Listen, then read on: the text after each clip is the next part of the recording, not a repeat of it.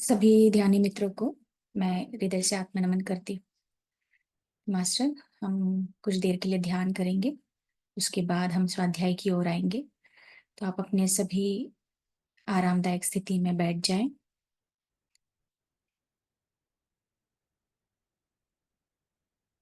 पैरों को क्रॉस, हाथों की उंगलियों को आपस में फंसा लें।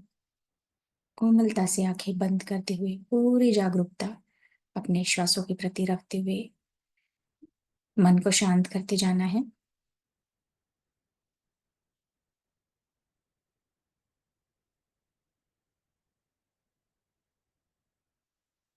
दिन भर की बातें, कार्य, व्यक्तियों को भूलकर ये क्षण हमारा ध्यान का समय है। इस पल में आते हुए श्वासों के साथ जुड़ जाए।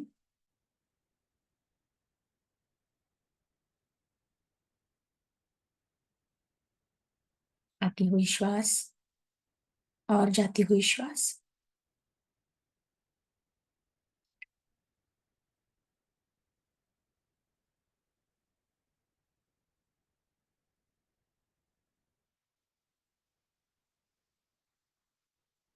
धीरे धीरे अपने मन को शांत करते जाएंगे।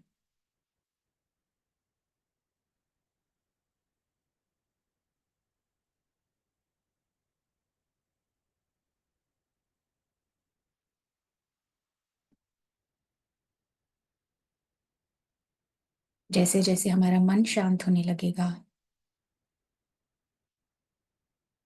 ऊर्जा हमारे भीतर बहती हुई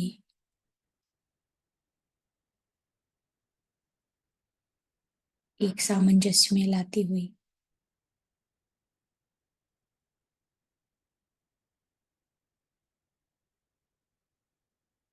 अपनी सहज श्वासों के प्रति जागरूक रहे मास्टर, और मन को शांत करते जाए।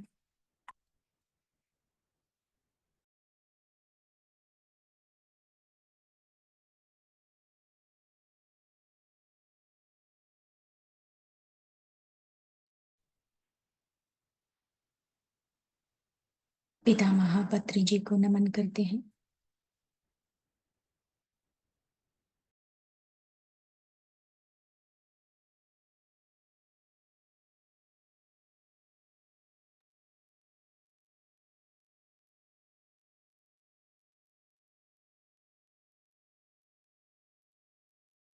परम पिता परमेश्वर की चेतना को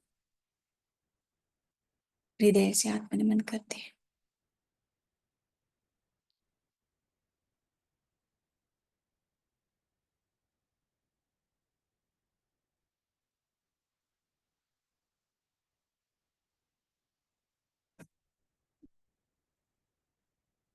माँ लक्ष्मी को, माँ सरस्वती को, आपके अन्य रूप स्वरूपों को नमन करते हुए थाउजेंड सीड्स ऑफ जॉय का जो स्वाध्याय के माध्यम से जो ज्ञान हम ग्रहण कर रहे हैं, उसे स्वीकारते हुए अपनी आत्मा के विकास की ओर बढ़ते हुए मास्टर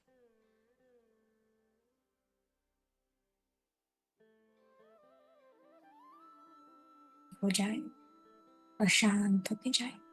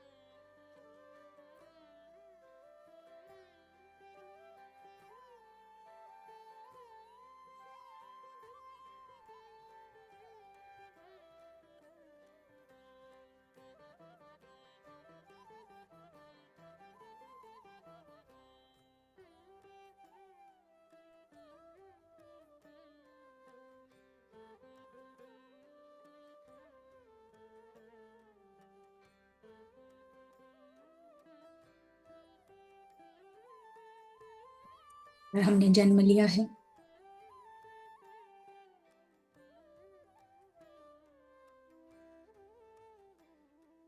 आनंद को अनुभव करने के लिए, चाहे वो किसी भी रूप में हो।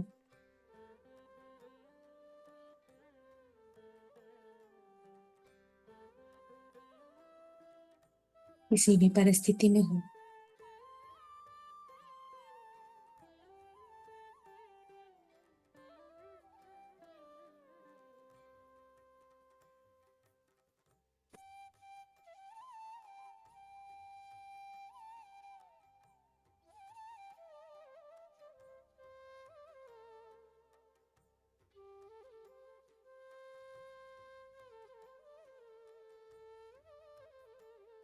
हर स्थिति में हमें एक सीख मिलती है, ज्ञान मिलता है,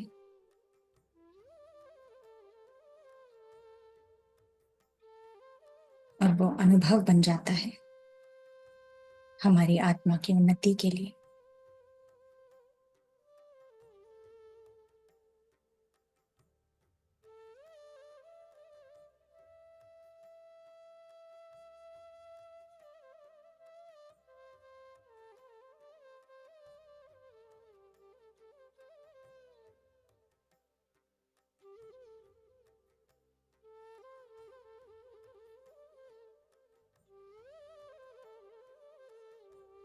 अपने भीतर के प्रेम को बढ़ाएं, बिना शर्त वाले प्रेम को, और आनंद फैलाते जाएं के प्रति। आनंद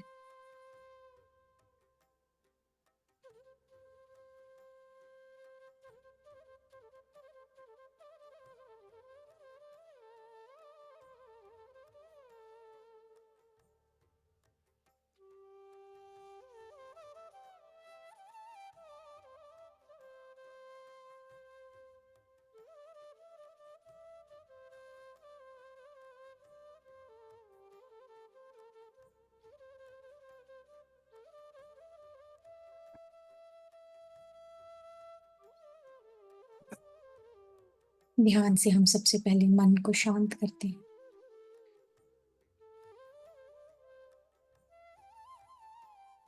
शरीर शांत होने लगता है और हृदय की प्रकंपना,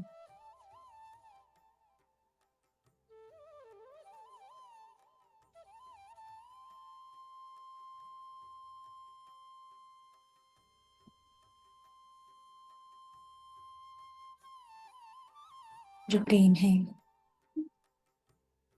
जो ज्ञान है, उसका द्वार खुलने लगता है। इसलिए श्वासों के साथ ही रहे और जो भीतर होता है उसे होने दे।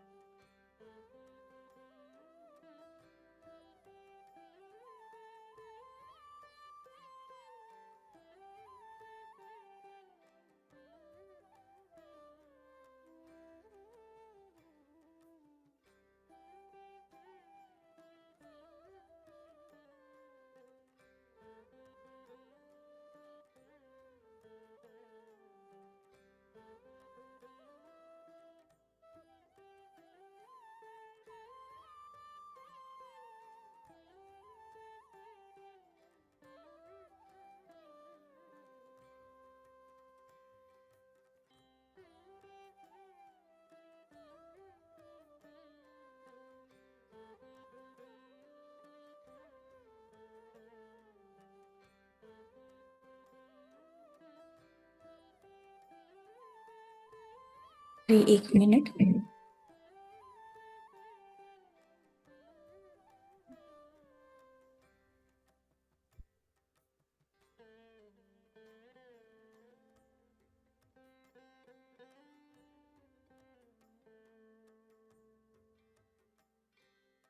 धीरे धीरे ध्यान से बाहर आएंगे फ्रेंड्स।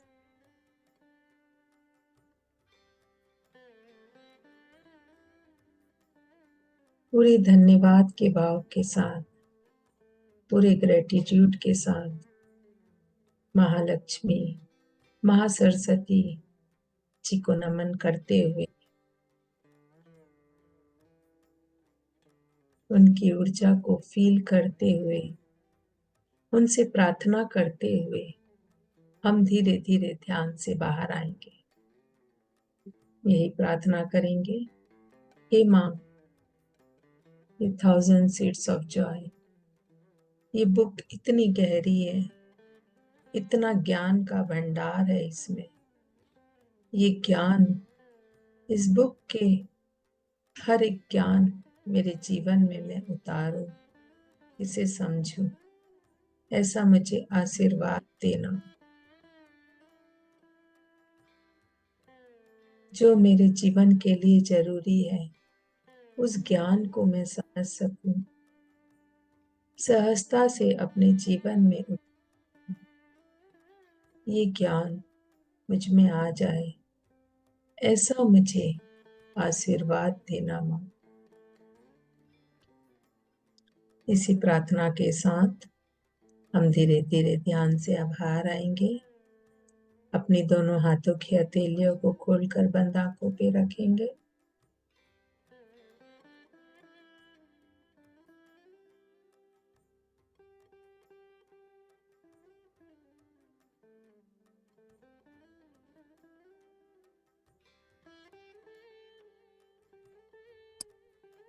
पाँच, 4, 3, 2, 1, 0। धीरे धीरे अपनी आंखें खोले मास्टर्स। Yes ma'am.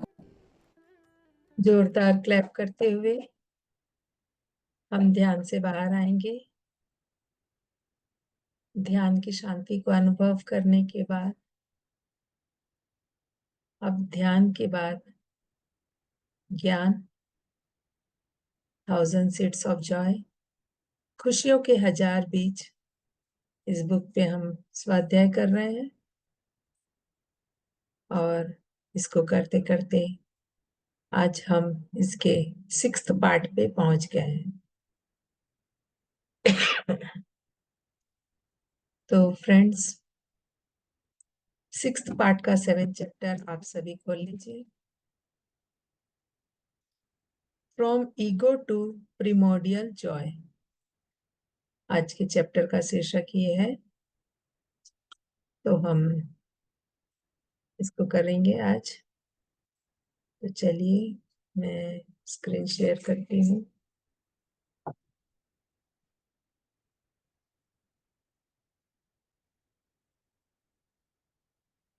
स्क्रीन दिख रहा है ना, ये बता दीजिएगा मुझे। स्क्रीन क्लियर है? Yes ma'am. Thank you. Ego से प्राइमेडियल जॉय तक, आज के शीर्षक यही है।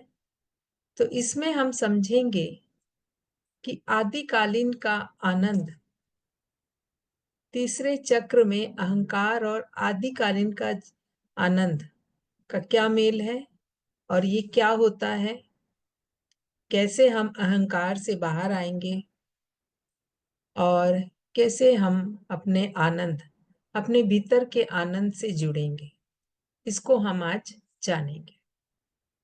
तो फ्रेंड्स, माता ने हमें आगे के चैप्टर में भी बताया है और एक पूरा चैप्टर हम चक्रा के ऊपर करे हैं। तो हम जान चुके हैं चक्रा का क्या इंपॉर्टेंस है और किस तरह हम अपने चक्रा को जागृत कर सकते हैं और किस तरह यदि हमारे चक्रा में कोई विकार है तो हम कैसे उसको बाहर आना है और कैसे हमें समझना है कि हमारे कौन से चक्र में अभी कुछ विकार है, इसलिए मेरे जीवन में ये प्रॉब्लम है।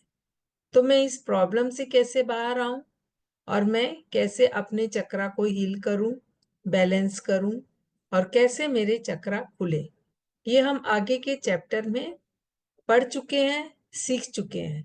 लेकिन फिर से माता हमें इस चैप्टर में भी हमें ये बता रही हैं कि हम चक्र को कैसे समझे और हम चक्र के से रिलेटेड हमारे जीवन में क्या होता है, इसको हम कैसे जाने। तो चलिए अभी हम पढ़ते हैं। तो चैप्टर की शुरुआत होती है आनंद करुणेश जी के सवालों से। तो फ्रेंड्स, ये बुक आनंद करुणेश जी के द्वारा लिखी हुई है। जो पुराने उन्हें पता है, यदि बीच में कोई नए भी जुड़ जाते हैं, इसलिए हम बार बार बताते हैं। ये चैप्टर, ये book thousand seeds of joy Anand Karunesh ji के द्वारा लिखी हुई है। इसमें उन्हें डायरेक्ट माता लक्ष्मी जी के साथ चैनलिंग हुआ है। उन्हें उनके कुछ मैसेजेस मिले हैं, उन्होंने उनके साथ डायरेक्ट बातचीत की है, ऐसा उनको अनुभव हुआ। तो जब उनका ये सिलसिला कई दिनों तक चल रहा था, तब वो जाने कि मुझे माता कुछ मैसेज दे रही है, कुछ जरूरी मैसेज मुझे मिल रहा है। तो इस मैसेजेस को मैं एक बुक में उतारूं और लोगों तक पहुंचाऊं, क्योंकि ये जो मैसेजेस जो उनको माता के द्वारा मिल रहा था, उन्हें लगा ये बहुत ही इम्पोर्टेंट बातें हैं, दुनिया को बतानी चाहिए। और जो आध्यात्मिक मार्ग में है और जो ध्यान मार्ग में, एटलीस्ट कम से कम इतने लोग तो इसको समझे। जो इस बुक को पढ़ेगा वही इस बुक की वैल्यू को समझेगा। तो हम ब्रह्म श्री सुभाष पत्री जी के द्वारा ध्यान मार्ग दिखाए गए उस मार्ग में चल रहे हैं। ध्यान मार्ग से बढ़ते बढ़ते हम स्वाध्याय से जुड़े हैं, सज्जन सांगत्य से जुड़े हैं। तो हम सबसे पहले भगवान गौतम बुद्ध को धन्यवाद देंगे और फिर पितामह ब्रह्म श्री सुभाष पत्री जी को धन्यवाद देंगे, क्योंकि ये उनके ही दिए हुए मार्ग है, उनके ही दिए हुए, उनके द्वारा ही दिया हुआ ये ज्ञान हम बांट रहे हैं। और फिर धन्यवाद देंगे आनंद करुणेश जी को, माता लक्ष्मी जी को तहे दिल से धन्यवाद करते हुए हम आगे बढ़ते हैं। तो आनंद करुणेश जी का प्रश्न है, क्या तीसरे चक्र में अहंकार और आदिकालीन आनंद दोनों है? ध्यान से समझिएगा फ्रेंड्स। ये चैप्टर अगर कोई अच्छे से समझ लेना, तो वो अपने जीवन में हर प्रकार की तकलीफों से, हर प्रकार के आनंद को पा सकता है, तकलीफों से ऊपर उठ के। ठीक है।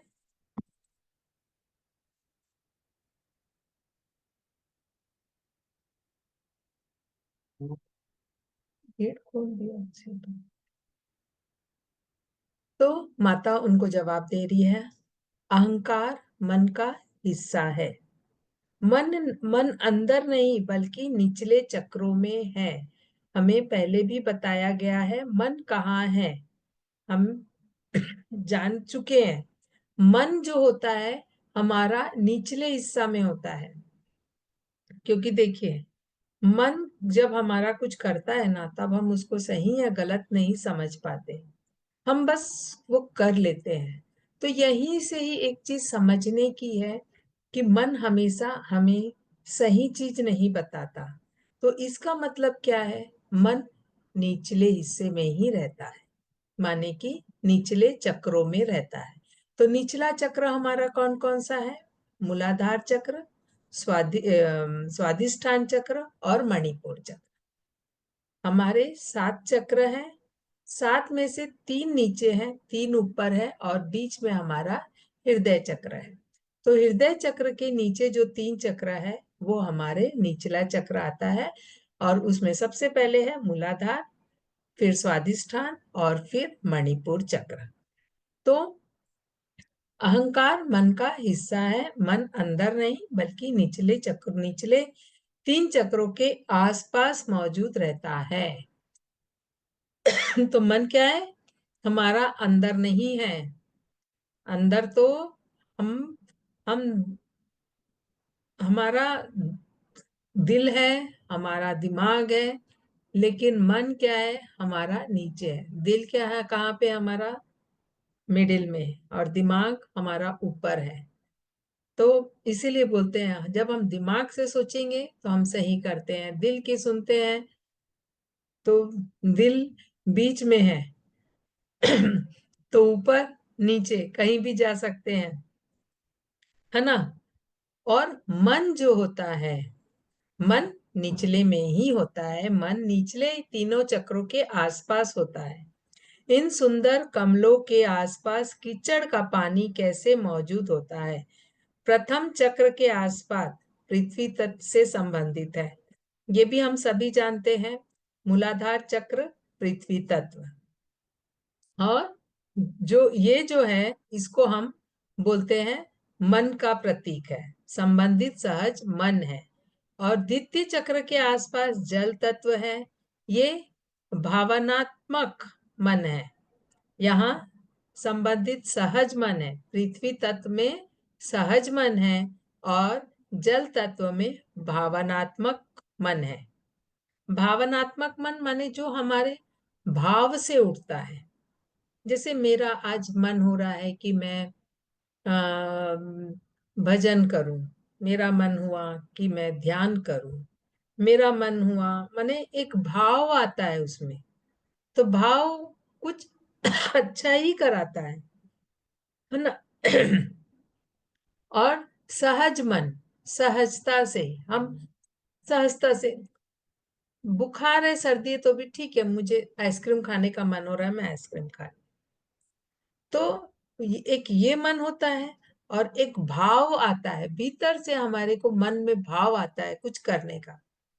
आज 11 है, आज मैं केवल फल खाऊंगी, तो ये एक भाव से आया।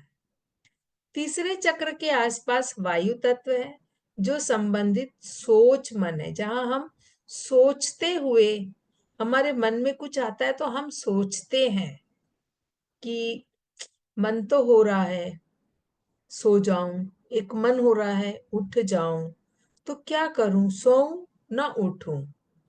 तो एक मन जब कुछ होता है तो वहां पे हम सोचते हैं कि क्या मैं ये करूं या मैं वो करूं। तो इस तरह मन जो है हमारे तीनों चक्रों के आसपास है। तो जहां मन होता है वहीं पे ही थोड़ा अहंकार आता है। अहंकार तीसरे चक्रों के चारों ओर सोच मन से परिणति के रूप में प्रकट होता है। तो मन तीनों चक्रों के पास है, पर अहंकार कहाँ पे है? तीसरे चक्र के पास है। निचले 3 चक्रों के चारों ओर मन का खाली होना अहंकार का विधकन के साथ शुरू होता है। जब हमारे निचले तीनों चक्र खाली होता है, माने हम शून्यता में जाते हैं, या हमारा वो तीनों चक्र जब खुलता है, तब हम अहंकार से मुक्त होते हैं धीरे धीरे, जिसके परिणाम स्वरूप एक प्रमुख ज्ञान होता है।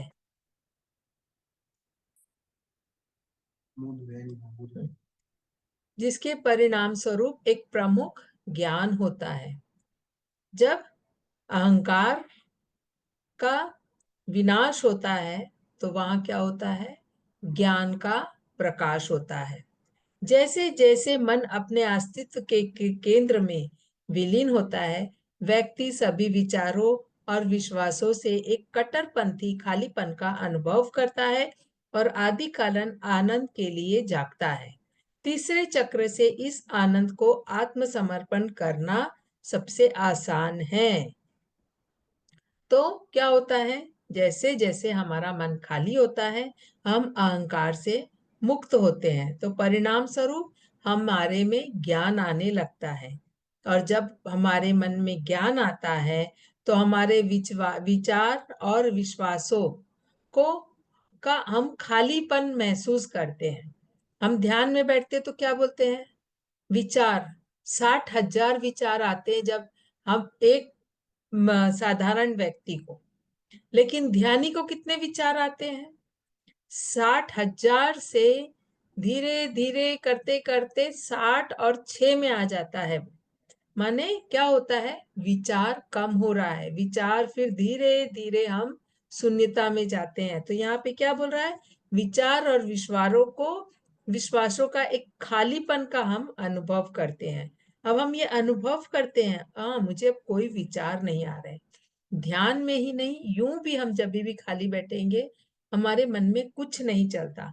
ये जब खालीपन का जब हम अनुभव करते हैं ना, तभी एक आदिकालीन आनंद माने प्रिमोर्डियल जॉय को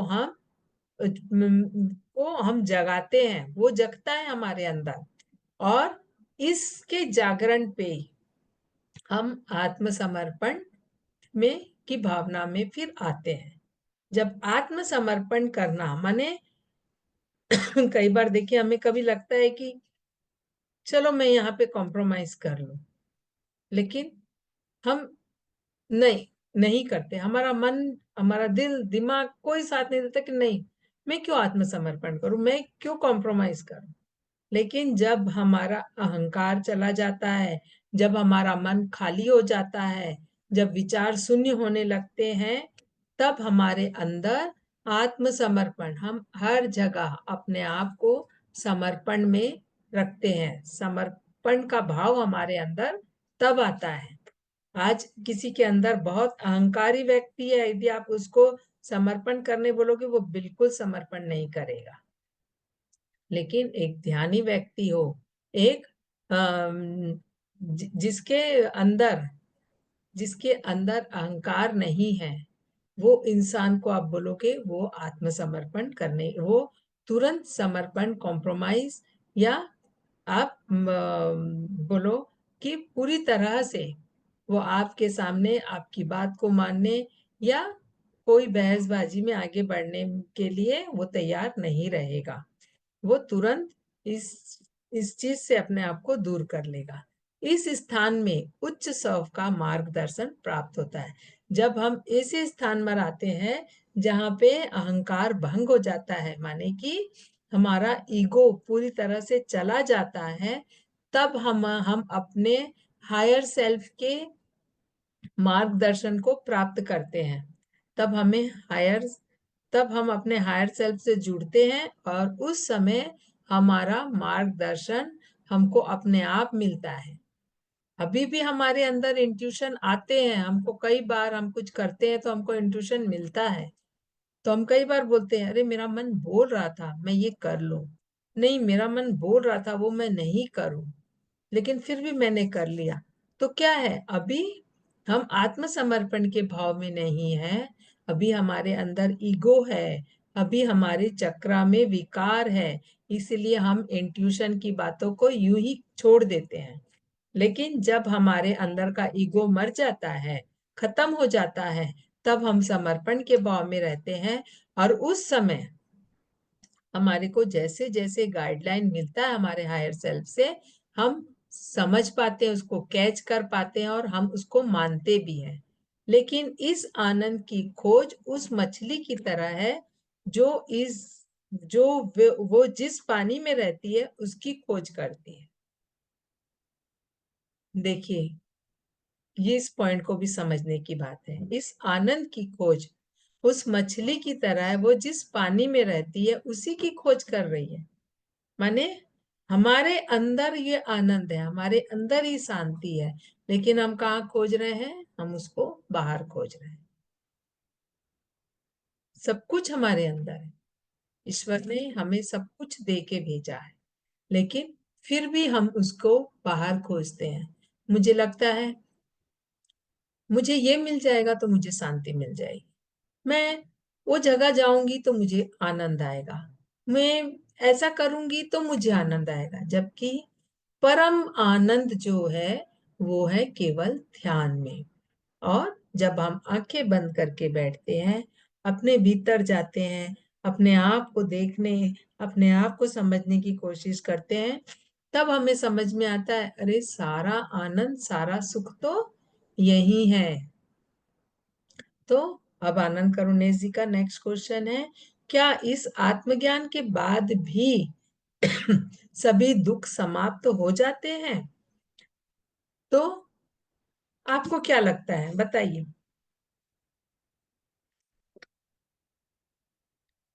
आत्मज्ञान जब आ जाता है तो उसके बाद क्या हमारे अंदर का दुख समाप्त हो जाता है?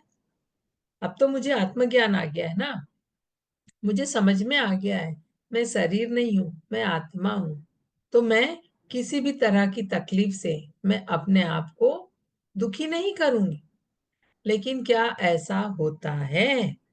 तो आनंद करुणेश जी का ये क्वेश्चन है। तो माता बता रही है, एक बच्चे की तरह किसी को भी कभी कभी उदासी या क्रोध के क्षण आ सकते हैं। एक बच्चे का गुस्सा कैसा होता है? एक बच्चे का गुस्सा कैसा होता है? एक पल के लिए होता है, फिर तुरंत ही उसको वो मान जाता है। तुरंत ही उसको जब हम प्यार से समझाते हैं तो बच्चा मान जाता है। तो एक आत्मज्ञान का भी क्रोध वैसा ही होता है, आता है उसको भी। आज हमारे पत्री जी थे, उनको भी गुस्सा आता था। हाँ, वो ब्रह्मश्री है, लेकिन फिर भी उनको गुस्सा आया। पर उनको गुस्सा, जो उनका गुस्सा किस लिए आ रहा है? जब वो ध्यान करा रहे हैं, आपको बार बार बोल रहे हैं ध्यान करने, और आप ध्यान करने बैठे हैं उनके सामने, पर आप ध्यान नहीं कर रहे हैं, आंखें खोल देते हैं। वो आपको बोले आंखें बंद करने, आप आंखें खोल दिए, तो पत्री जी को गुस्सा आ गया। जब तुमको बोल रहे हैं हम बार बार आंखें बंद करो, बंद करो, बंद करो, फिर तुम आंखें खोल दी।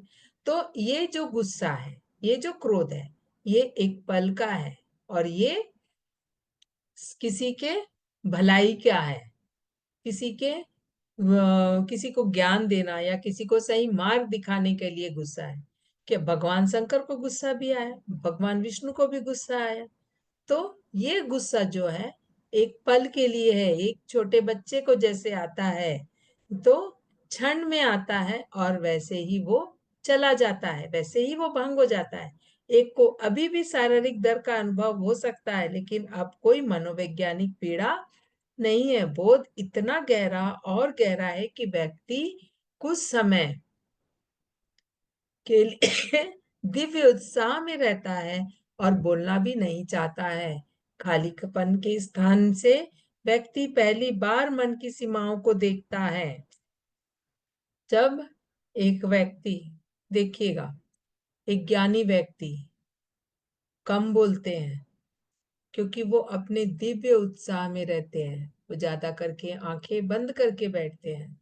भगवान शंकर की मूर्ति को देखोगे, फोटो को देखोगे, वो ऐसे आंखें खोल के नहीं बैठते, ज्यादा करके आंखें बंद। भगवान विष्णु क्षीर समुद्र में आंखें बंद करके बैठते हैं।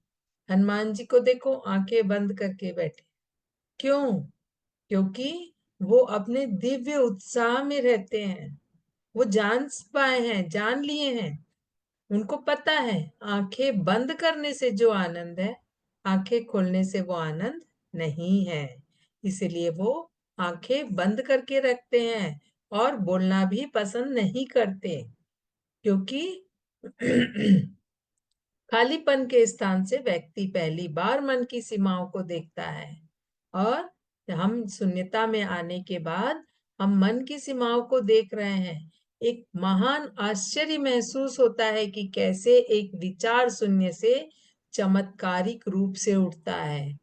कैसे जब हम विचार शून्य होते हैं तो वहां पे क्या चमत्कार होता है, शून्य से गायब हो जाता है क्या। जब शून्यता में आते हैं तो वहां से क्या क्या चीजें गायब हो जाती है। हमारे दुख गायब हो जाते हैं, हमारे दर्द गायब हो जाते हैं, हमारा भय गायब हो जाता है, हमारी चिंताएं गायब हो जाती है, हमारा भविष्य को लेके कि भूतकाल भविष्यकाल कुछ नहीं दिखता, हम केवल वर्तमान में रहते हैं, हम सब समझ जाते हैं। ये तो एक खेल मंच है, ये दुनिया जो है खेल मंच है, यहाँ पे हम अपना रोल निभाने आए हैं। तो सब कुछ चमत्कारिक रूप से गायब हो जाता है। एक और विचार उठता है और फिर से शून्य में वो गायब हो जाता है। सपोज विचार पूरा शून्य में आ गया, उसके बाद फिर से कुछ विचार भी आता है ना, तो वो फिर से शून्यता में ही घुल जाता है।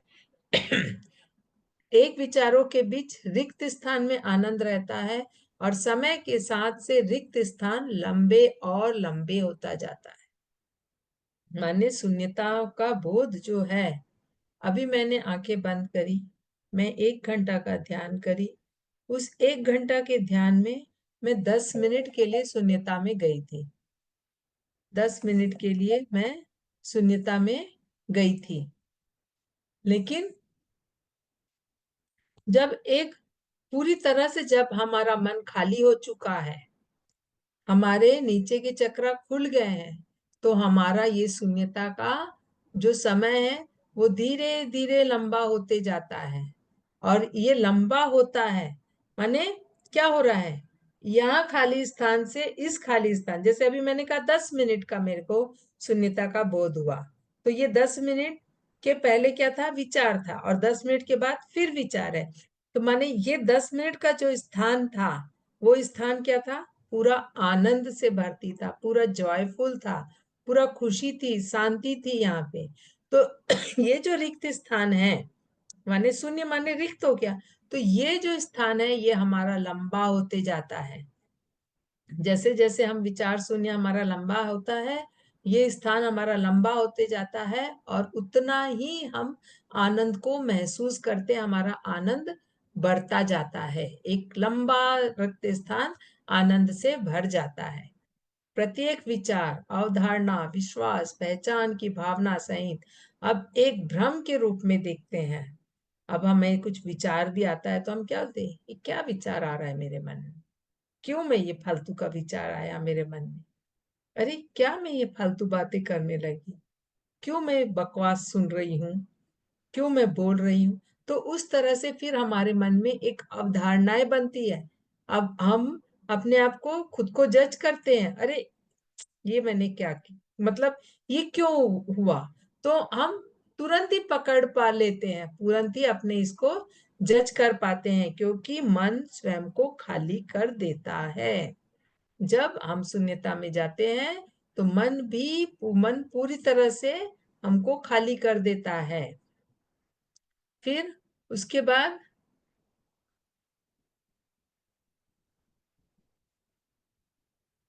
इन्हें पहचान की भावना का अनुभव नहीं होता। जिन लोगों ने इन ज्ञानियों को प्राप्त किया है, उन्हें पहचान की भावना का अनुभव नहीं होता है, और जो उन्हें दूसरों से अलग करता है। हालांकि अधिकांश लोग यह कहना सीखते हैं, मैं एक देवी के रूप में दूसरों के साथ संबंध बनाने के लिए उनके मन में कभी भी पकड़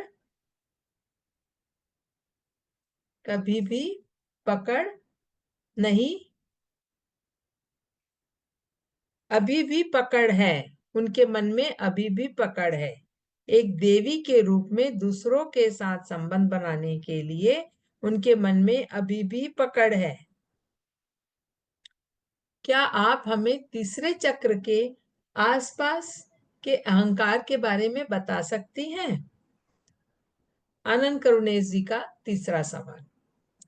तीसरे चक्र के अहंकार का हमारी आत्मसम्मान और व्यक्तिगत शक्ति सहित हमारी मनोवैज्ञानिक पहचान और विश्व दृष्टि से जुड़ा हुआ है।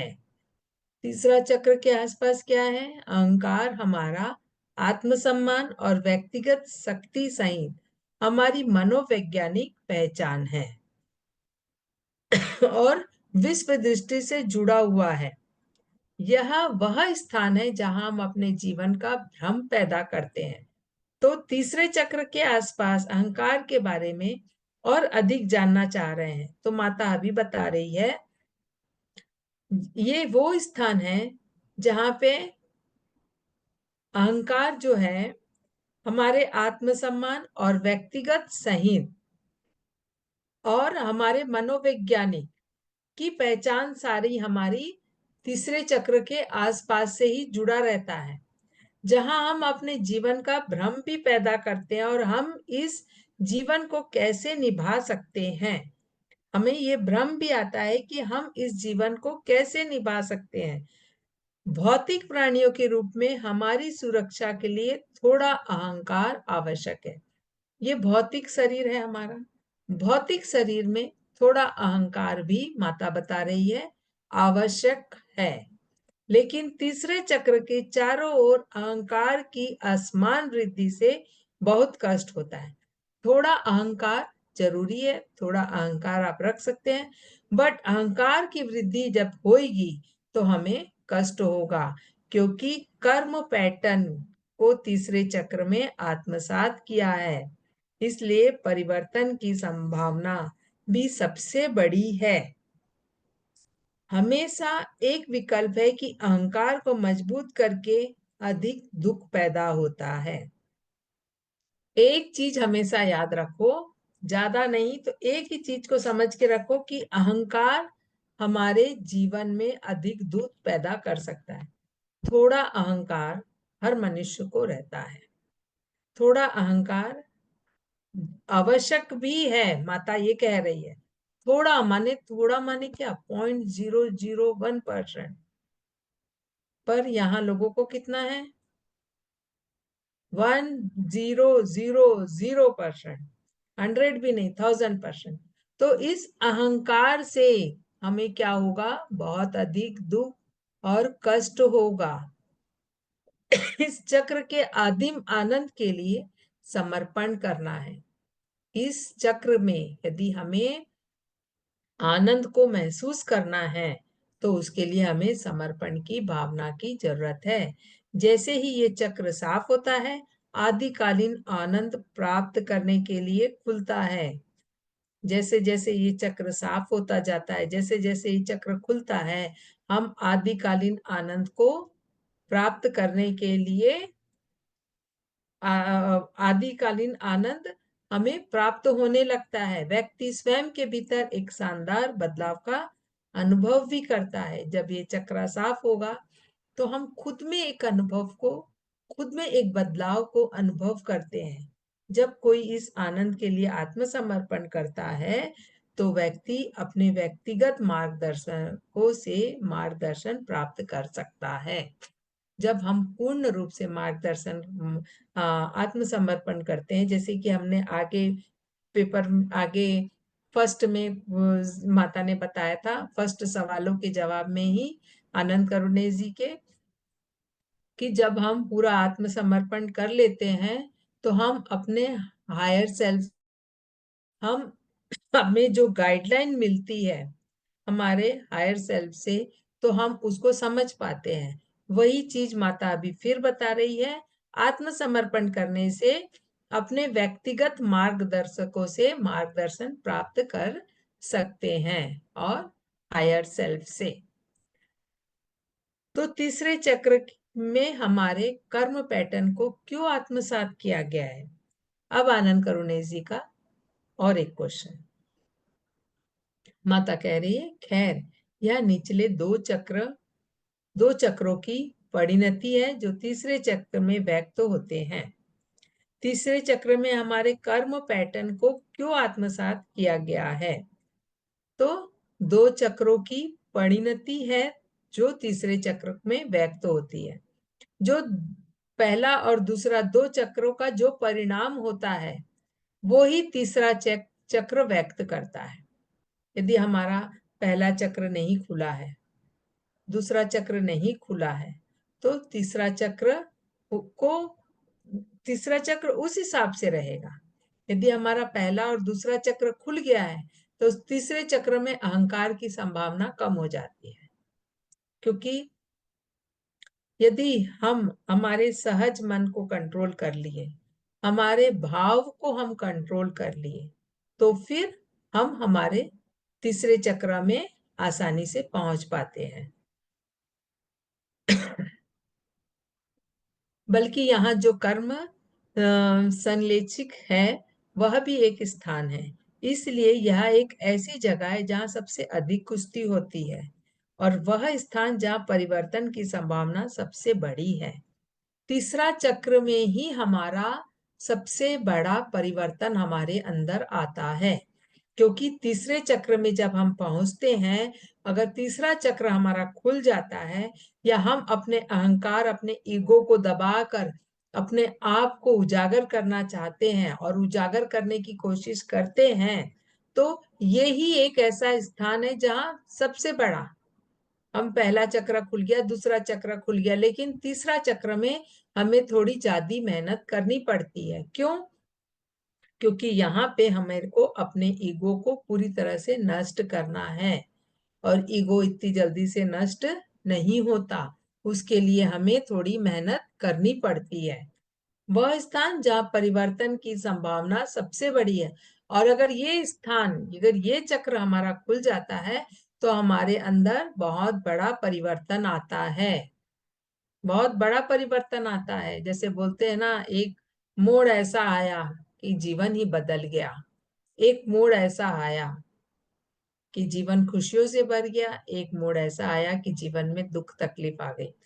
तो वही है, ये मोड़ ऐसा है, यहाँ हम पूरी तरह से आत्मसमर्पण करके अपने ईगो को नष्ट कर देते हैं, तो हम यहाँ पे बहुत बड़ा परिवर्तन हमारे अंदर होने की संभावना होती है, और फिर हम उसे महसूस करते हैं। तो कुल मिलाकर कर्म को स्पष्ट करने के लिए यह स्पष्ट और दुख से मुक्त रहने के लिए एक बहुत ही महत्वपूर्ण चक्र है। तो ये एक बहुत महत्वपूर्ण चक्र है, यहीं से ही हम अपने कर्मों को नष्ट कर सकते हैं। यह वह जगह है जहाँ सर्व दूतों की सहायता करना और उसकी रक्षा करना लाभप्रद है। वे दुख को खुशी में बदल सकते हैं और उच्च प्रकृति का हो जाता है जब, और एक उच्च प्रकृति का हो जाता है क्योंकि वह इस चक्र को साफ करता है। इस चक्र जब हमारे साफ होते हैं, तो हम स्वर्ग दूतों की सहायता भी कर लेते हैं, उनकी रक्षा करने के लिए भी हम कुछ कार्य करते हैं, और दुख को खुशी में बदल सकते हैं। दुख को खुशी में कैसे बदलते हैं? अब कोई पूछे दुख को खुशी में कैसे बदले, तो वो कहीं पे मैंने पढ़ा था, एक शब्द ऐसा लिखो जो दुख और सुख में दोनों में काम आए। माने दुख के समय आदमी पढ़े तो खुश हो जाए, और खुश के समय पढ़े तो आदमी को अहंकार नहीं आए। तो वो शब्द क्या है? ये समय भी चला जाएगा। तो जब दुख में आदमी जब ये शब्द पढ़ता है तो वो खुश हो जाता है। ठीक है। जीवन तो दुख और सुख का नाम है। आज दुख है तो कल खुशी भी आएगी, तो ये सोच के वो दुख को खुशी में बदल देता है। हर समय जीवन एक सा नहीं होता है, जीवन में बदलाव आता रहता है। ये हमें पता चलता है जब हम अपने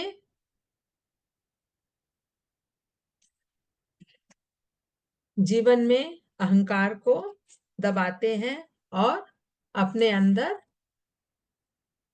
आत्मज्ञान को साक्षात करते हैं।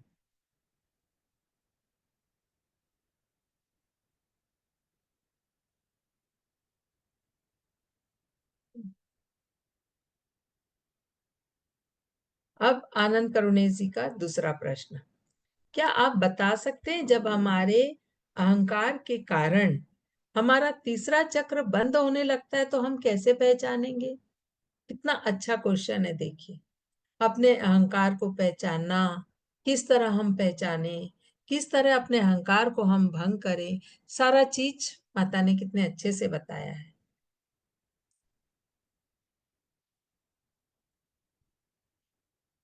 यद्यपि अधिकांश संभावनाएं श्रेणी के चारों ओर दूसरे चक्र से उत्पन्न होती है,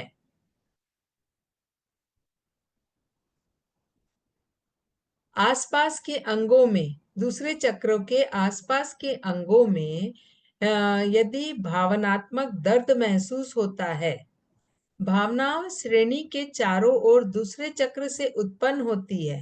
लोग अपने श्रेणी को उतना नहीं पकड़ते जितना वे अपने पेट को पकड़ते हैं।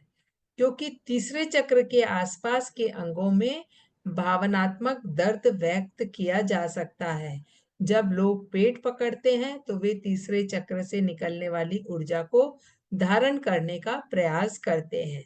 वे इस स्थान पर दुख को पोषित करते हैं और खुद को पोषित करते हैं और खुद को आशा देने का प्रयास कर रहे हैं। सही या गलत?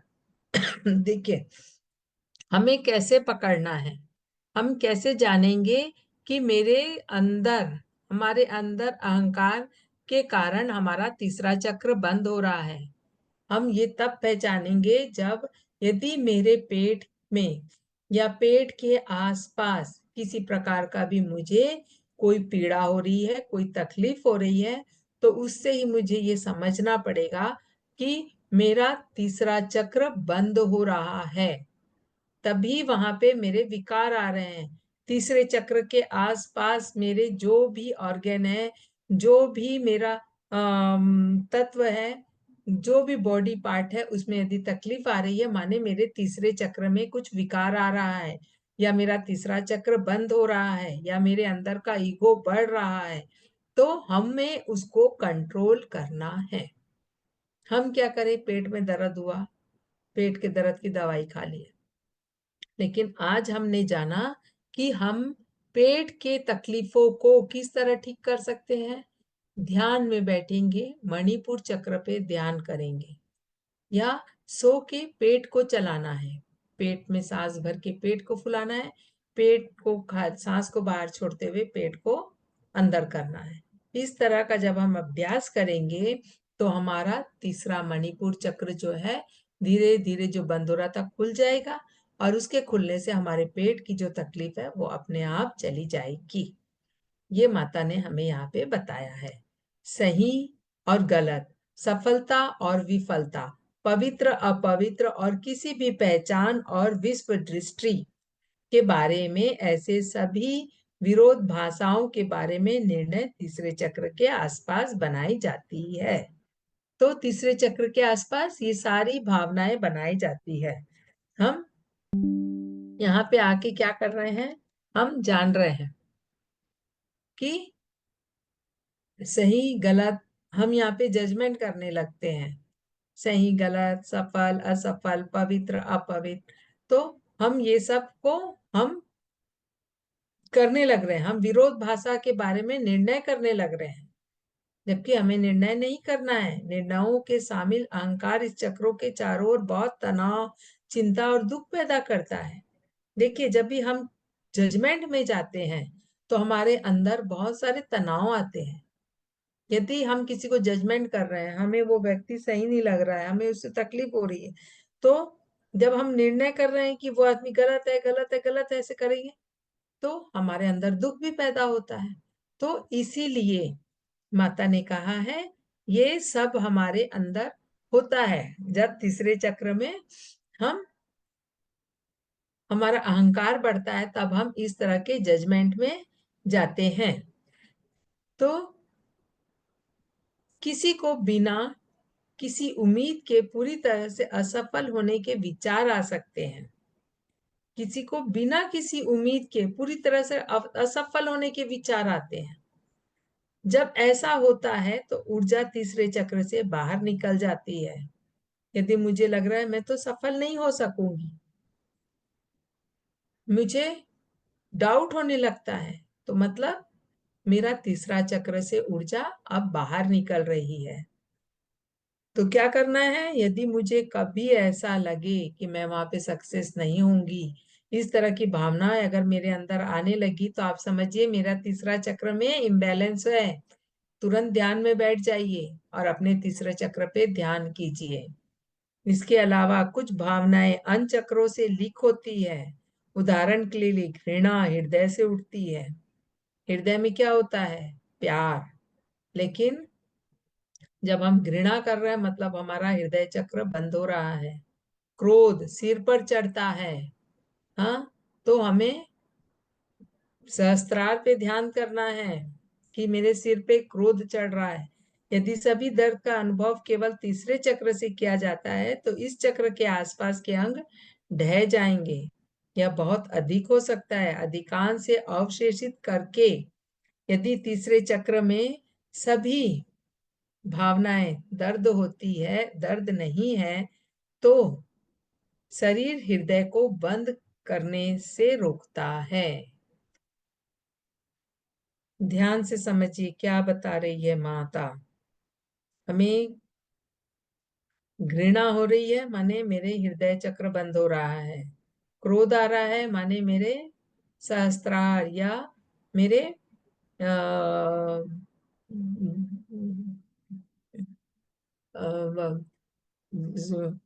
क्या तीसरा चक्र हमारे सहस्त्रार में जब कुछ विकार आता है या मुझे जब अगर अधिक क्रोध आ रहा है तो मतलब सहस्त्रार तक मेरी कुछ पहुंचने की संभावना थी तो मैं पट से नीचे आ गई, पूरा मूलाधार। यदि सभी दर्द का अनुभव केवल तीसरे चक्र में किया जाता है तो आप समझिए तीसरे चक्र में के आसपास का जो भी हमारी बॉडी पार्ट है उस वो अंग हमारा ढह जाएगा, माने उस अंग में बहुत घोर पीड़ा आ सकती है, यह बहुत अधिक हो सकता है। अधिकांश को अवशेषित करके यदि तीसरे चक्र में सभी भावनाएं दर्द नहीं है तो शरीर हृदय को बंद कर देता है। यदि मैं मेरा ये इतना अधिक बढ़ गया है कि पेट में इसको खराब करते करते भी मेरा मतलब मेरे मन की अशांति शांत नहीं हो रही है तो वो हृदय तक आ जाती है और वो हृदय को बंद कर देता है। इससे फिर क्या होता है, दिल के दौरे का अनुभव करने से पिछले किसी को संकेत मिलेगा तो तीसरे चक्र में कुछ सही नहीं है। यदि मैं अपने अंदर का जजमेंट या अपने मन के अशांति को शांत नहीं कर रही हूं तो वो निचला तीसरा चक्र में तो कर ही रहा है और फिर भी मैं शांत नहीं हो रही तो फिर वो मेरा हृदय चक्र में भी आ जाता है। कई बार हम किसी किसी को देखते हैं ना, उसका हार्ट लिवर किडनी सब एक साथ अफेक्ट कर गया। तो देखिए इसका जवाब हमें यहाँ पे इस तरह से मिला है। इस तरह से जब हम किसी को देखे तो उन्हें बोले तुम शांत हो, शांत हो। हम उसको जाके नहीं बोल सकते हैं, हम किसी को बता भी नहीं सकते हैं। यदि किसी का ऐसा कुछ सिचुएशन है तो हम किसी को बोलने जाएंगे तो कोई दो थप्पड़ लगाएगा, बोलेगा तुम चुप रहो जाओ यहाँ से। तो हमें वहां पे कुछ नहीं बोलना है, हमें उसके लिए बैठ के इतनी प्रार्थना करनी है कि उसके मन को शांत करो, शांत करो, शांत करो। ऐसी जब हम ध्यान में बैठ के उस व्यक्ति के लिए प्रार्थना करेंगे तो हम उसको शांति भेजेंगे। जब हम उस व्यक्ति को शांति भेजेंगे तो उसको शांति मिलेगी। जब उसको शांति मिलेगी तो उसके अंदर का अशांत मन जो है वो धीरे धीरे शांत होने लगेगा और उसकी जो पीड़ा है वो अपने आप धीरे धीरे कम हो जाएगी। तो इस तरह से यहाँ पे हम इसको समझे हैं। तो अब हम कहाँ पे हैं?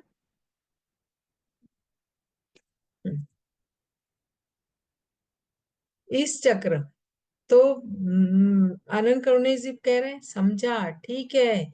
क्या अब हम बात कर सकते हैं तीसरा चक्र कैसे खोला जाए?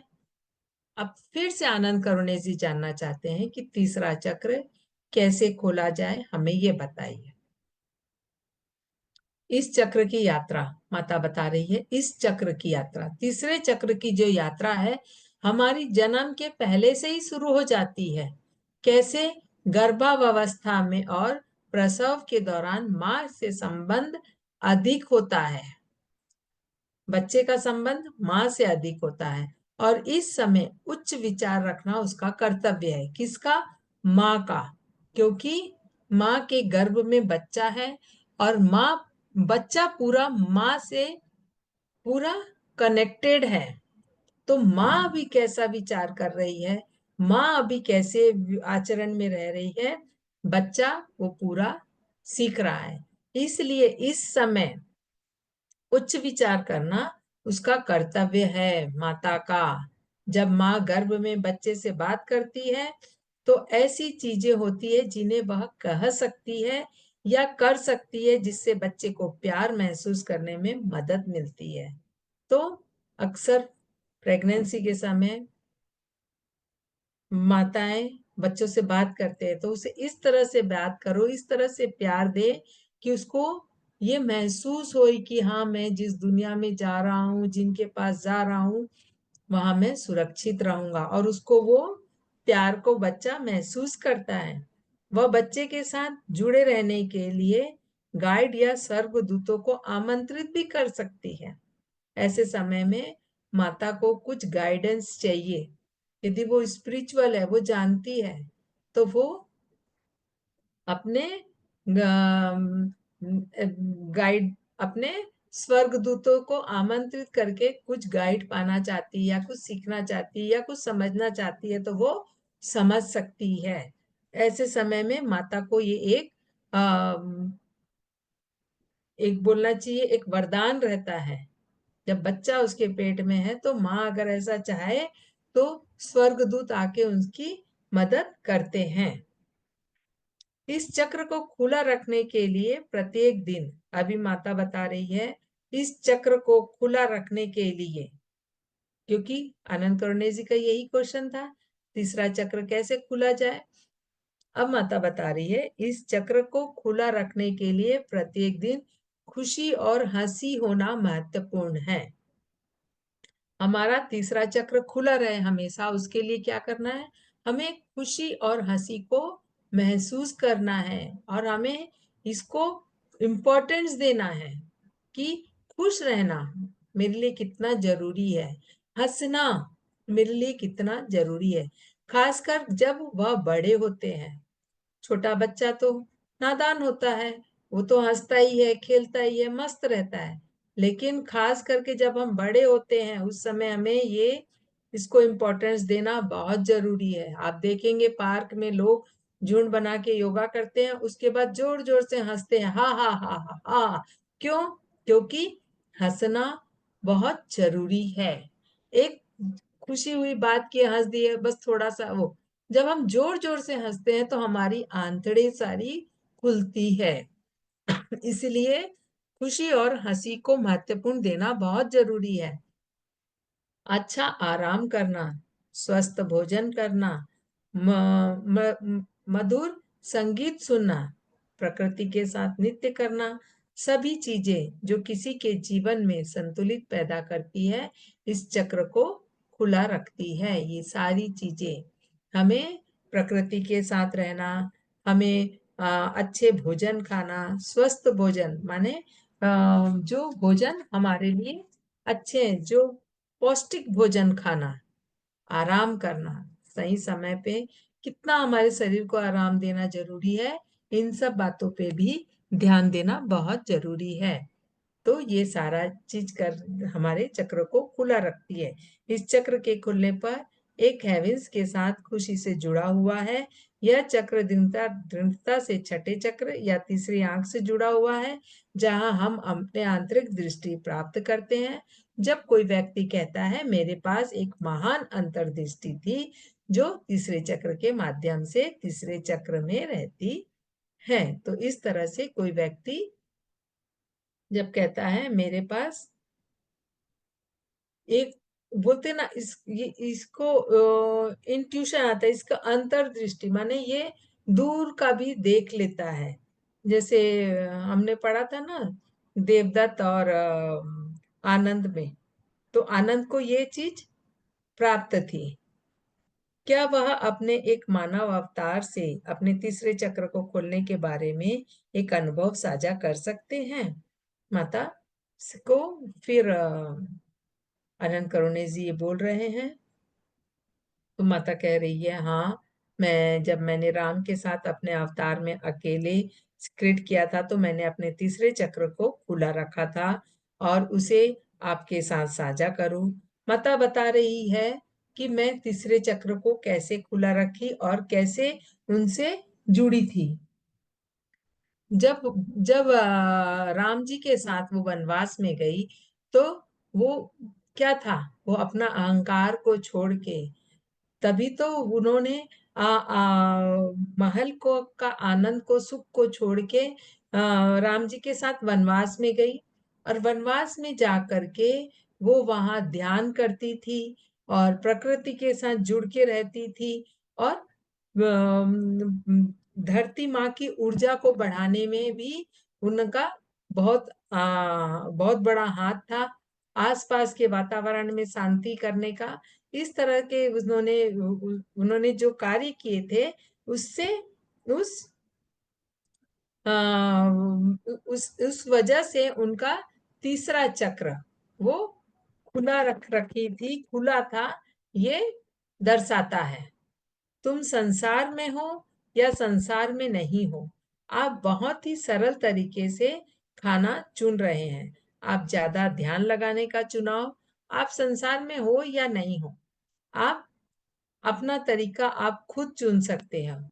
आप ध्यान लगाने के चुनाव कर रहे हैं, या आप अपने एक महान परिवर्तन पर ध्यान नहीं दे रहे हैं, यह आपके ऊपर है।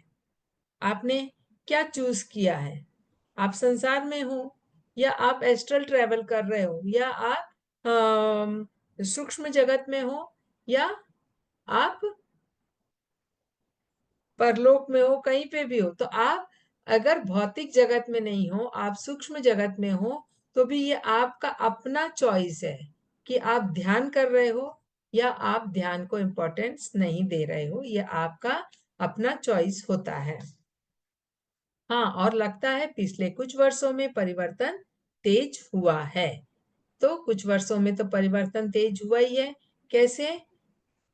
पत्री जी के द्वारा इतना ध्यान संसार को दिया गया, तो संसार ने ध्यान को अपनाया है और ध्यान से जुड़ के लोगों ने अपने जीवन को साझा किया है।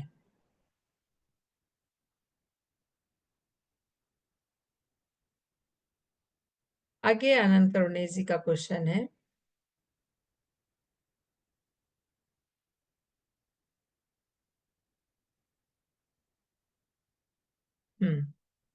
क्या आप चक्रों को ओपनिंग अलाइनिंग से अधिक संक्षिप्त रूप से परिभाषित कर सकते हैं? ओपनिंग अलाइन माने आपका सारा चक्र अलाइन में, माने एक साथ, जैसे हम फोटो में देखते हैं, मूलाधार से लेके सहस्त्रार तक पूरा एक अलाइन में है। तो क्या आप इसे परिभाषित कर सकती हैं? माता आनंद करुणेश जी पूछ रहे हैं। तो अभी माता बोल रही है, एक चक्र के खुलने का अनुभव है इस चक्र के चारों ओर मन का खाली होना। जैसे जैसे चक्र, हमें पता है मन हमारा मूलाधार में भी है, स्वाधिष्ठान में भी है और मणिपुर में भी है। तो एक एक चक्र खुल रहा है, इसका मतलब वहां से मन खाली हो रहा है। मन केवल निचले 3 चक्रों के आसपास मौजूद होता है। मन सिर्फ निचले 3 चक्रों पे है। एक एक चक्रों से जैसे जैसे मन खाली होता है, हम ऊपर उठते जाते हैं, और फिर ऊपर के चक्र हमेशा खुले ही रहते हैं। यदि सभी 3 निचले चक्र पूरी तरह से खुले हैं, तो वे स्वाभाविक रूप से किसी के ज्ञान के संरक्षण के आते हैं। अगर आपका तीनों चक्र खुला है, तो आप ये समझ लीजिए कि ये आप एक ज्ञान तक पहुंच गए हैं। जब तीसरा चक्र खुलता है, तभी हम ज्ञान में पहुंच सकते हैं। तो तीनों चक्र जब आपके खुल गए, तो आप समझ लाइए कि अब आप एक ज्ञान के संरक्षण में आते हैं। अब आप एक ज्ञान की कक्षा में पहुंचने वाले हैं। इसलिए संरेखन और मिस मिसमेंट के बीच का विकल्प केवल तभी मौजूद होता है जब निचले चक्र आंशिक रूप से खुले। यदि आपका निचले तीनों चक्र खुल गया, माने आप समझ लाइए कि ये अलाइन में हो गए हैं। हमें एक उदाहरण के साथ समझाते हैं। हम कहते हैं आप टहलने जाए, वहां आप हवा को महसूस कर रहे हैं, प्रकृति की आवाज सुन रहे हैं, अपने नंगे पैरों से निविदा पृथ्वी पर गले लगा रहे हैं, अपनी इंद्रियों को पूरी तरह से जीवित है, और आपने अपने पहले चक्र के चारों ओर अपनी भय आधारित प्रवृत्ति को आत्मसमर्पण कर दिया है। हम कहते हैं आप उन शानदार पेड़ों के साथ दिल का संबंध महसूस करके उन क्षणों में अपने भावनात्मक दर्द को कम करने में सक्षम हैं, जो कि पीड़ा के बारे में कुछ भी नहीं जानते। आप जब आपका जब ये तीनों चक्र खुल गया, आप कैसे समझेंगे? आप प्रकृति से जुड़े हैं, हवा खा रहे हैं, वहां घास पे आप नंगे पैर चलते हैं, पेड़ पौधों को अपने गले लगाते हैं, तो इसका मतलब ये जब आप करते हैं, आपके अंदर भय नहीं है। अब भय नहीं है माने आपका मूलाधार चक्र खुल गया है, यहाँ पे आपने आत्मसमर्पण कर दिया है। फिर उसके बाद आप शानदार पेड़ों के साथ दिल का संबंध महसूस करके अपनी भावनाओं को महसूस करते हैं। एक हम दिल से पेड़ों को गले लगाए और अपनी भावनाओं को व्यक्त कर रहे हैं, हम अपनी भावनाओं को समझ रहे हैं। कम तो यहाँ पे हमारे भावनात्मक दर्द जो है वो कम हो रहे हैं। पीड़ा के बारे में कुछ भी अब हम नहीं जानते। अब हम कुछ नहीं जानते, मेरे दर्द है, तकलीफ है, क्या है, मैं कुछ नहीं जानती, मैं सब भूल गई। तो अभी क्या है, अभी आपका दूसरा चक्र भी पूरी तरह से खुल गया है। पेड़ों के साथ सहानुभूति की भावना, आपके मानवीय होने का अहंकार, इन ध्यान के क्षणों में पेड़ों से श्रेष्ठ और आपके निचले 3 चक्रों से खुलने से आप इन कीमती क्षणों में अपने कुछ उच्च चक्रों तक पहुंच सकते हैं। जब हम पेड़ पौधों की रक्षा करते हैं, हम पेड़ पौधे लगाते हैं, हम पेड़ पौधों की सेवा करते हैं, इसका मतलब हमारा निचले का तीनों चक्र खुल चुका है।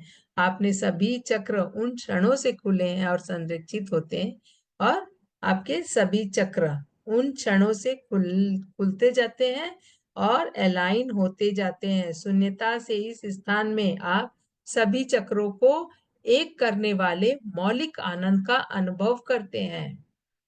शून्यता के इस स्थान से आप सभी चक्रों को एक करके वाले मौलिक आनंद को, जैसे शून्यता को आप महसूस करते हुए सभी चक्र अलाइन होते हुए आप इस आनंद को अनुभव करते जाते हैं। अधिकांश मनुष्य ऐसे अवस्थाओं का अनुभव केवल क्षण भर के लिए करते हैं, जब तक कि मन एक बार फिर निचले 3 चक्र में प्रवेश नहीं करता। तो कई व्यक्ति हैं जो इसका अनुभव कुछ पल कुछ क्षण के लिए करते हैं, लेकिन कई ऐसे हैं जो निचले चक्रों में फिर मन अहंकार नहीं जाता, वो इसी में ही रहते हैं। दूसरी ओर हम कहते हैं आप टहलने जाए लेकिन आप अपने अकेलेपन को नहीं छोड़ सकते हैं, तो किसी ऐसे व्यक्ति के प्रति गुस्सा महसूस कर रहे हैं जिसने अपने अहंकार को ठेस पहुंचाई। दूसरे चक्र में अकेलेपन, तीसरे चक्र में अहंकार का अपमान अधिक तीव्र लगता है, और उनके विपरीत हालांकि प्रकृति के साथ होने से आपको अपने पहले चक्र से अपनी इंद्रियों के प्रति समर्पण करने और प्रकृति द्वारा पोषित होने का अनुभव होगा। यहाँ पे क्या बोल रही है माता? यदि हम टहलने जा रहे हैं पर अपने अकेलेपन को हम नहीं छोड़ पा रहे हैं, हम टहलने तो जाना चाहते हैं लेकिन मुझे कोई साथी चाहिए, कोई साथ में जाए तो मैं चले जाऊं। तीसरे चक्र में अहंकार का अपमान अधिक तीव्र लगता है। कोई अपमान के कोई शब्द बोल दिया मजाक में ही, तो मुझे वो अपमान बहुत ज्यादा तीव्र लगता है। प्रकृति के साथ होने से आपको अपने पहले चक्र, अपनी इंद्रियों के प्रति समर्पण और प्रकृति द्वारा पोषित होने के अनुभव होगा। लेकिन जब आप प्रकृति के साथ जुड़ते जाएंगे तो आपको धीरे धीरे समर्पण और उसके पोषित होने का अनुभव आपको होते जाएगा धीरे धीरे। और दूसरे और तीसरे चक्र को बंद कर दिया गया है, इसलिए निचले 3 चक्रों के बीच एक मिसलिग्मेंट होता है। इस मिसलिग्मेंट के कारण आप अपने उच्च चक्रों तक भी नहीं पहुंच सकते हैं। तो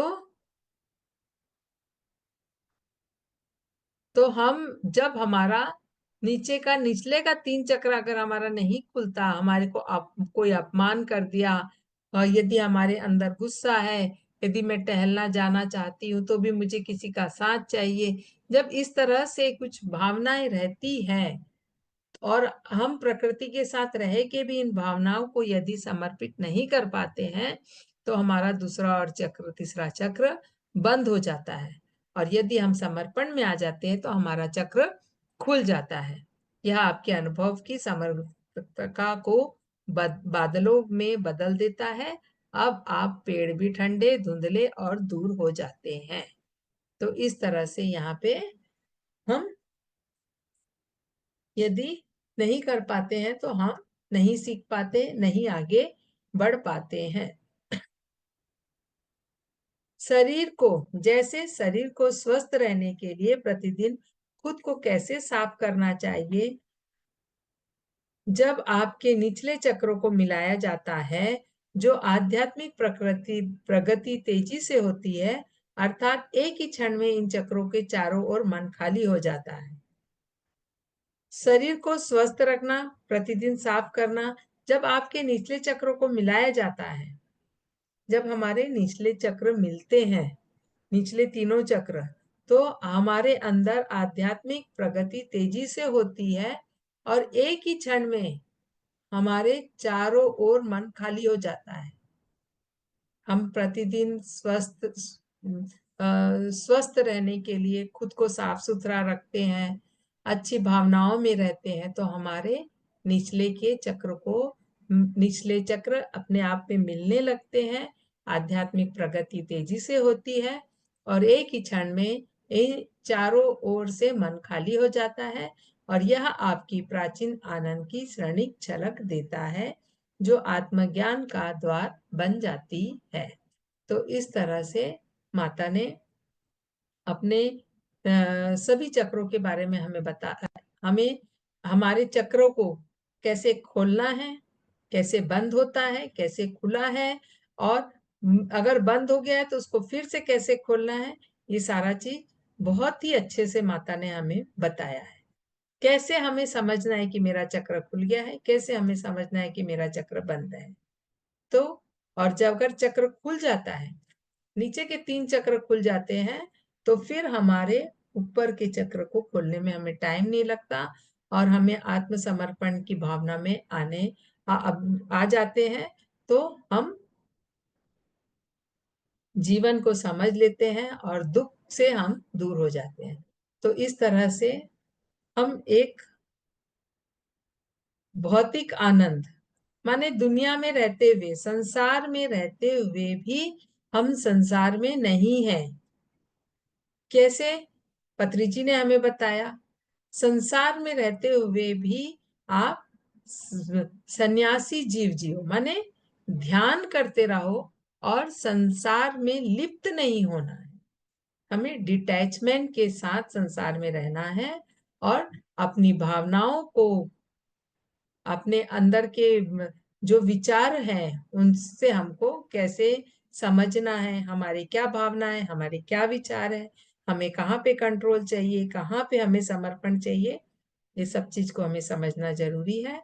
तभी हम अपने जीवन मार्ग में आगे बढ़ सकते हैं। और अपने चक्र अगर हमारे खुल गए तो फिर हमें ज्ञान का प्रकाश हमारे अंदर आता है। तो इस तरह से आज का ये चैप्टर खत्म हुआ। धन्यवाद आप सभी का, अपना अपना बहुमूल्य समय दिया, मुझे सुने, और मैंने पूरी कोशिश की इस चैप्टर को पूरा अच्छे से समझाने की। कुछ रह भी गया होगा तो फ्रेंड्स आप स्वयं से भी पढ़िए और कुछ डाउट है तो पूछ सकते हैं। धन्यवाद।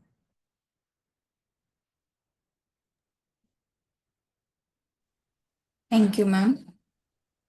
Thank you. ये वाकई में दोबारा सुनना चाहिए सभी से, सभी ने इसे दोबारा सुनिएगा। बहुत ही इम्पोर्टेंट है आज का जो विषय इन्होंने बताया है। तो मास्टर्स आपने अभी सुना है, तो आपको कुछ डाउट है तो आप पूछ सकते हैं।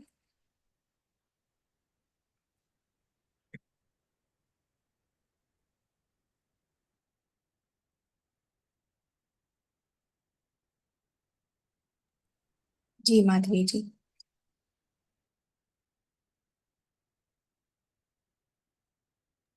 अनम्यूट कर ले आप, माधवी जी।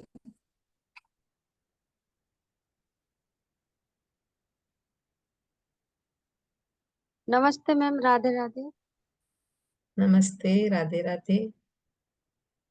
मैम बहुत अच्छे से समझाया आपने। मेरा एक आंसर है कि मैं कुछ दिन पहले ना सब काम आपका करने में बहुत नहीं नहीं, आपका आंसर है तो मुझे क्वेश्चन।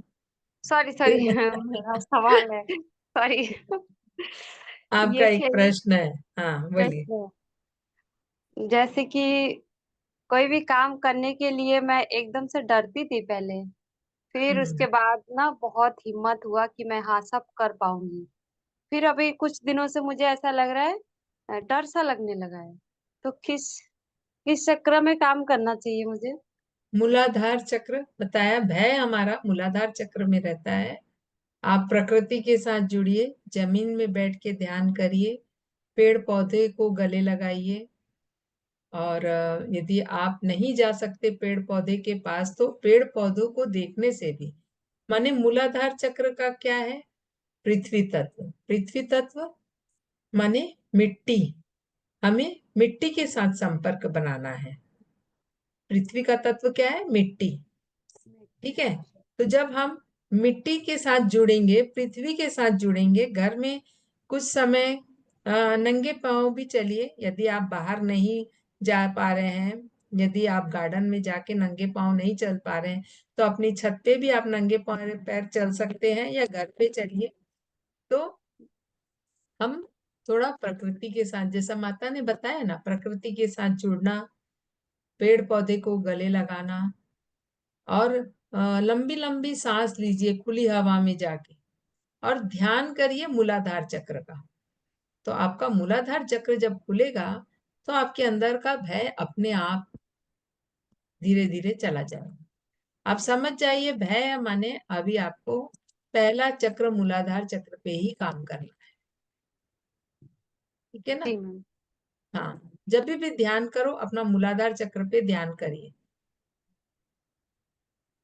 जी और मैम, साथ थैंक में यू। प्रकृति के साथ जुड़िए। सुबह शाम कोई भी टाइम आप जाके थोड़ा खुली हवा में बैठिए, वहां पे 5 से 10 मिनट का ध्यान करिए। अगर 1 घंटा का ध्यान नहीं कर सकते हैं, तो खुली हवा में 5 मिनट का ध्यान गार्डन में जाके वहां की चेयर पे या घास पे बैठ के 10 से 15 मिनट का ध्यान करके आइए। बाकी 1 घंटे का ध्यान आप घर में करिए। देखिए बहुत जल्दी आपके अंदर का भय चला। यस मैम, मिट्टी तो मेरे घर में, ये आंगन में है मिट्टी, और पेड़ नहीं मिलता है आसपास में। थोड़ा थोड़ा छोटा छोटे छोटा मोटे पौधा। पौधे तो घर में लगा के रखे होंगे ना आप, तुलसी के पौधे, ये सब जो हम पूजा करते हैं, वो सब पौधे भी नहीं है आपके घर पे? मैम है, तुलसी का पेड़ है और छोटा सा एक फूल का भी पेड़ है।